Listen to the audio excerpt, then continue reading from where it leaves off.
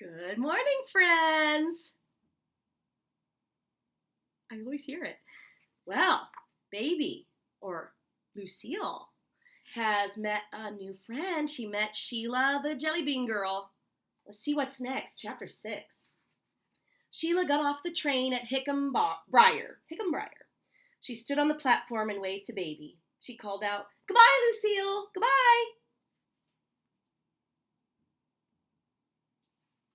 Sheila left baby with an assortment of jelly beans tied up in a handkerchief. The handkerchief had Sheila's initials embroidered on it, S-A-M.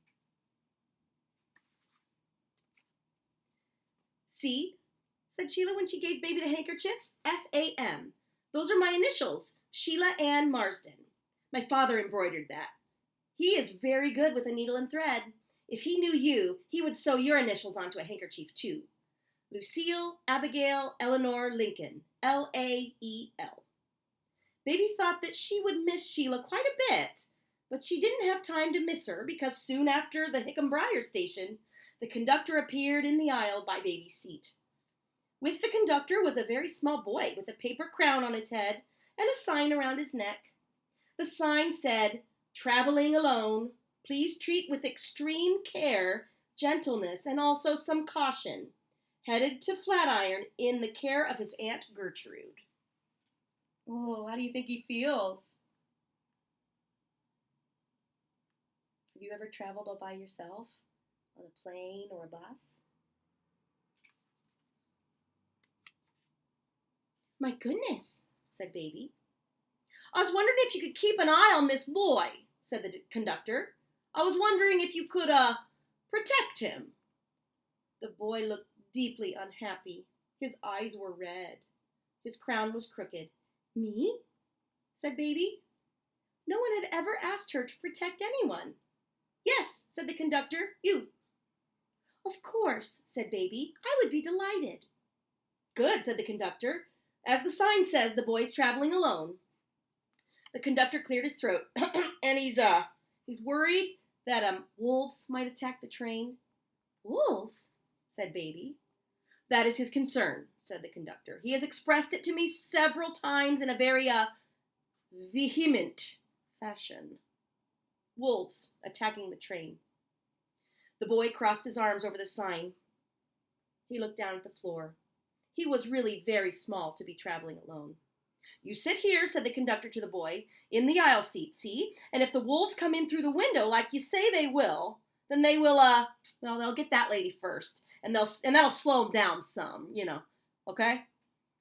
"My goodness," said baby. An image of the wolf from Little Red Riding Hood popped in her head. His teeth gleamed in a menacing way. Baby shook her head to dispel the wolf. She patted the seat beside her and smiled at the boy. "Sit down," she said. The boy sat down and the conductor heaved a dramatic sigh. "Whew, right," he said. "Good luck to both of you." The conductor walked away and the boy sat staring straight ahead of him with his arms still crossed in front of the sign. "Well," said baby, "here we are." "I'm not supposed to talk to strangers," said the boy. "Of course," said baby. "I understand." She got out Sheila's handkerchief and untied the knot. "Would you care for a jelly bean?" she said. "I'm not supposed to take candy from strangers," said the boy. "Oh, but I've been assigned to protect you," said baby. The boy looked up at baby. His eyes were bright blue. He looked down at the jelly beans. It became very quiet on the train. The boy sighed.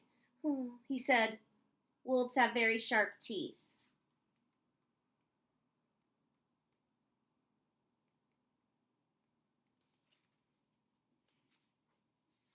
Baby nodded. "And when wolves get hungry, they do terrible things," said the boy, "like attack trains." Baby nodded again. "I believe you," she said. "Have a jelly bean." The boy leaned forward. He unfolded his arms. He selected a yellow jelly bean. "My name's George," he said. Baby felt a small shiver of happiness. "George is a wonderful name," said baby. "I am glad to meet you, George. My name is Lucille." And saying her name, her real name, caused baby to feel another ripple of joy.